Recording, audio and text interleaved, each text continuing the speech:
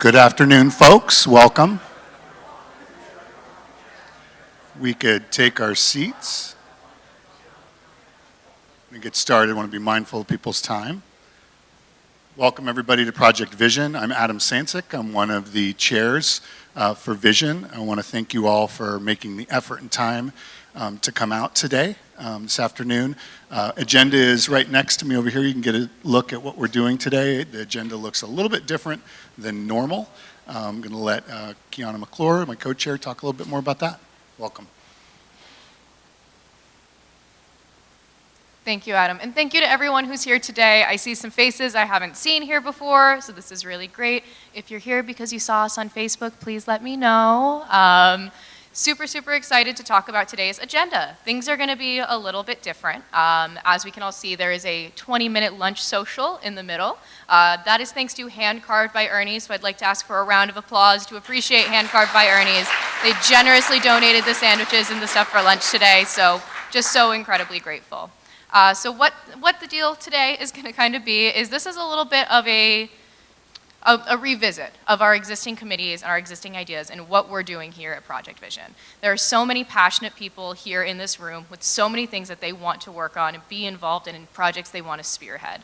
And right now, as we exist, that might not be we might not be the best conduit for your passion and for your energy. So today we're going to take some time after the social and we're going to separate the room into two groups. And in those two groups, we're going to be doing some brainstorming. We're going to talk about projects that you want to do. We're going to talk about initiatives you want to see. We want to talk about committees that you would want to be on, committees you would want to lead, what we want to do to be on the ground in our communities doing the good work that we are all so clearly capable of. So I want to say thank you all for being here. I look forward to having lunch with you all. And I would like to invite Chief Kilcullen up to the podium for his remarks. So thank you all again. Thanks, Kiana. Thanks, Adam. So I pulled up in the parking lot, saw all those cars outside. I thought I was pulling up to a Board of Aldermen meeting. I think, I think we could put that on pay-per-view and really balance the city's budget. Anyway, so for those who came to the town hall meeting last week, thank you. And it was, I think it was informative. And, our intent anyway, from our standpoint, was to at least let the public know, those who share our frustration, let everyone know sort of what the rules are that we have to play by.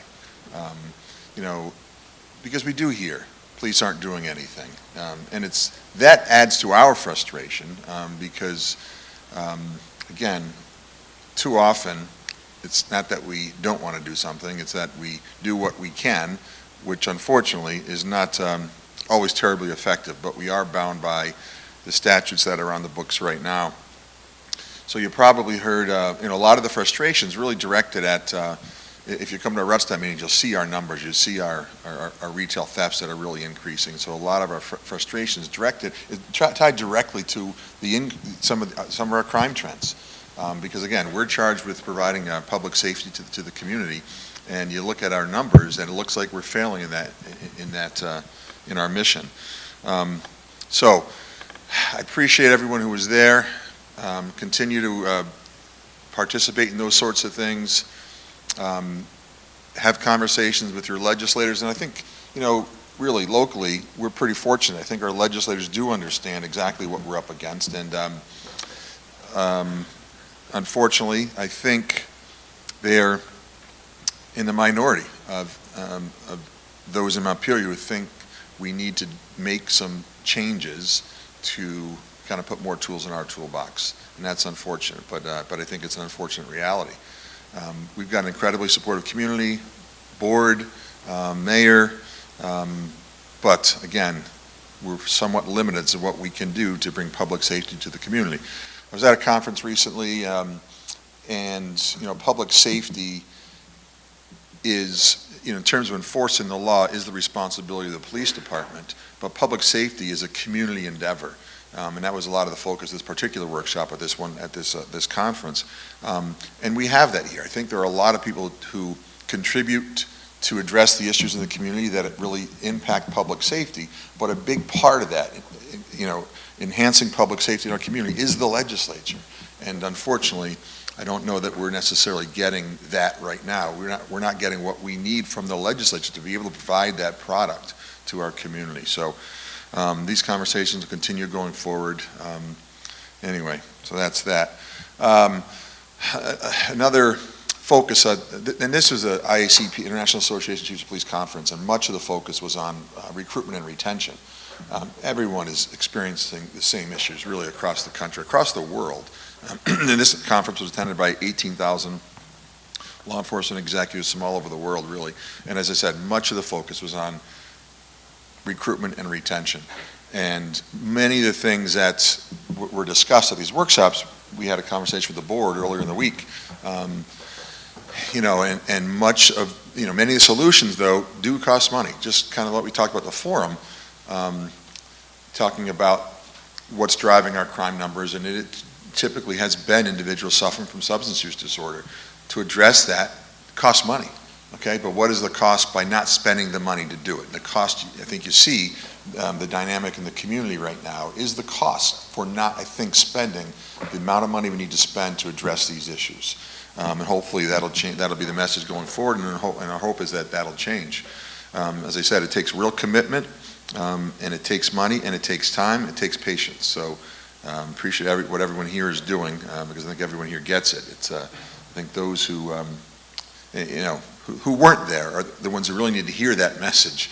I think for the most part, those who were there understand that. It's those who weren't there that need to hear that same message. But yeah, in terms of recruitment and retention, we're doing some of those things already to retain our employees, to recruit and retain employees. There's more we can do that we'll be doing going forward. And it was a nice workshop for me to go to because, having been doing this for 30 years, you kind of get set in your ways and you have your own idea on certain things and small things sometimes. What makes your agency attractive, right? So I remember a few years ago, had a request for our officers to be able to grow beards, and I said no. Just said no, right? I don't think it's the look that we want to project, really.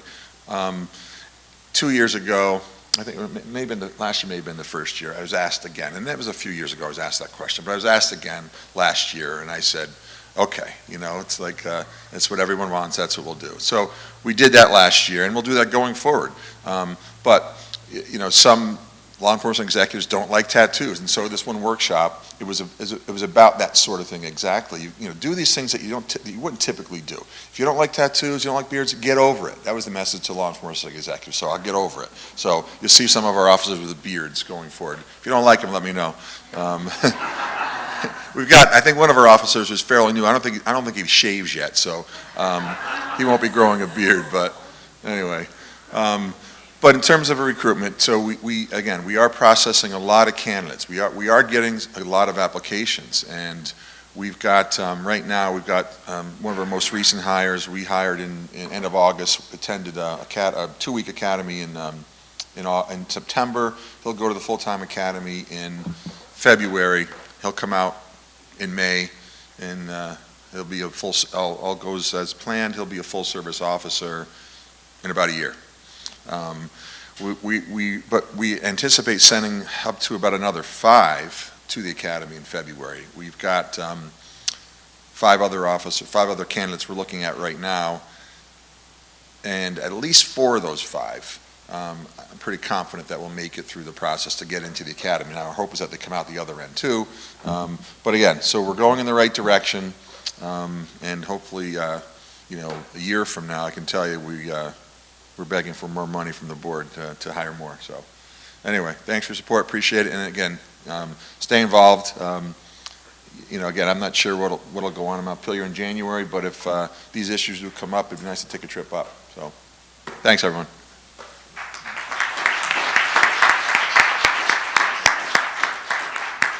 And next, I would like to invite up Commander Prouty for his remarks.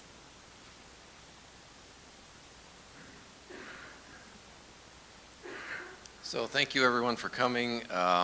This is what I'm going to speak to briefly, because I know we got some food out there, is sort of the framework that we talked about when I came back as the Vision Commander, those 4 pillars. So we're looking at, when you think about, hey, what can I do as an individual? or in my organization, to affect change in my sphere of influence. We want you to look at it through the lens of those 4 pillars we talked about. Prevention, intervention. I'm going to look through enforcement. And the last one is supervision and support. And so the supervision piece is for those that have case management, things of that nature, or if you're with the Department of Corrections, or there's that purview that you have some role in somebody's life that's dictated by statute or whatever. The support piece could be any of us. I have a neighbor, I have a friend, I have a colleague that there's bandwidth in my life that I could support somebody in their struggle to make life better. So as we eat, think about those things, share a little bit. When we come back, we're going to take a good chunk of vision today to just brainstorm. Like, you know what? I'm really passionate about this. What I hope to avoid is, I think you guys should, because we get a lot of that, right? We have for a long time. But what we want, the initiatives that last are the ones that we have skin in the game, we're vested, they're personal to us, and when the police department can, or Envision and the leadership here, or as a coalition, if we can support those efforts, they're going to be far more successful than if we try to take those on, and it's not necessarily our passion when we have those committees that we're passionate about. But we brought up those people that will take that lead, we'll support them, and have some success. So you probably heard a rumor that I'm a hand holder. I'm not. I have been known to sing under bridges, but it's usually Taylor Swift. So that being said, let's have lunch.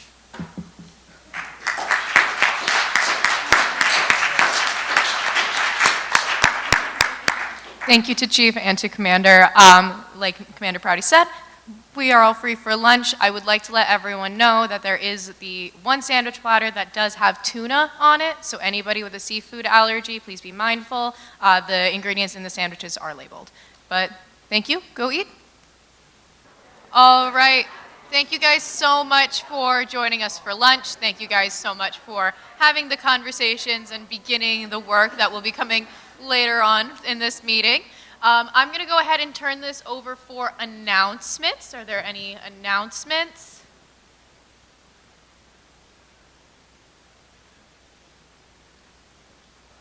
If there are no, oh, we've got one. Perfect. And I love your shirt. You look super cute. Hi, everyone. My name is Sarah Stearns, and I'm the Prevention Coordinator for Rutland and Addison County, overseeing the Vermont Prevention Lead Organization grant. As of last week, we have rolled out the application forms in our website.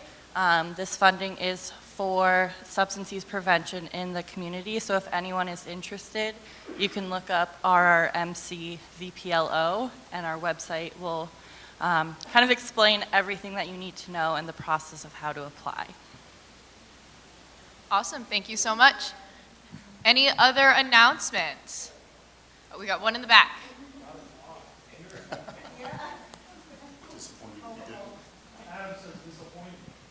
I said disappointed if you didn't. Hi, Richard Gallo, Vermont Veterans Outreach Program. Veterans Day is coming up. Christ the King, 9 o'clock on Friday. There's going to be a great ceremony by the kids, and they pull the memorial together for us. So Colonel Sherman Hunt will be the guest speaker, and then the American Legion will do a ceremony on Veterans Day. So please, if you're able, please attend. Awesome. Thank you so much. And we've got another hand up here in the middle. Oh, could you speak into the microphone for PEG TV? I'm here representing Adult Teen Challenge. They have their center on West Street. They're coming down from Johnson, because that's where their Vermont campus is, and they'll be coming down next Friday, the 17th. And they're going to do a dinner there on West Street, and it's a memorial for Christy Clark, the young lady that hit a few weeks ago now. So they're coming down from Johnson to do a dinner and a memorial for her there at the West Street campus. And then they're coming back down from Johnson on December 1st, which is also a Friday, and doing a dinner at the Cortina Inn. So anybody and everyone would be welcome to attend the dinner. There's no fee, there's no cost, there's no charge. They're not even passing a hat but they want to get their message out, so they'll come down and do music and a message, and there's dinner. So you're welcome, December 1 as well. Awesome, thank you very much. Any other announcements? We still have a microphone circulating. All right, well, seeing and hearing none, we're going to go ahead and move out into these small groups for the sort of brainstorming session that we discussed earlier today. I would like to see the room separate into 2 fairly even groups on either side. I will be moving a whiteboard or a pen and paper, and we're going to just kind of talk, facilitate, and we've got Commander Prouty up here if anyone has any questions as well. But if people could just separate neatly into 2 sides of the room, that would be great. But thank you guys so much for being here today. I think that we had a really, really great session, breaking out and having some ideas. Just looking between the 2 boards briefly for a second here, it seems like we all have a lot of really similar concerns, a lot of really similar ideas.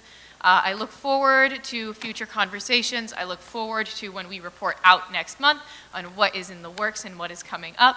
I won't keep you guys any longer because we're 20 minutes over our usual time. So thank you guys so much for being here, and I look forward to seeing you in the future. Thank you guys so much.